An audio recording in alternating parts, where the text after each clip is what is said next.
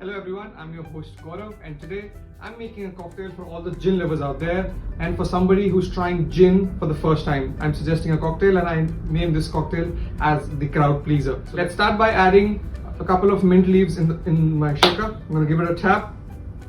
I'm going to add 5 or 6 slices of cucumber in it. I'm going to add 15 ml of sugar syrup and 15 ml of lime juice. And I'm going to gently muddle this mixture. Make sure to just gently press them and don't to tear them apart. Now I'm going to add my favorite gin, the Hapusa. 60 ml of this. I'm going to add ice in now and give it a good hard shake.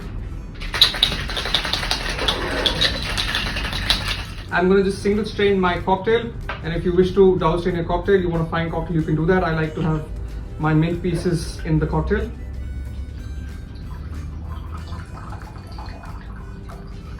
And at the end, I'm going to garnish it with a mint sprig. Cheers guys, the crowd pleaser.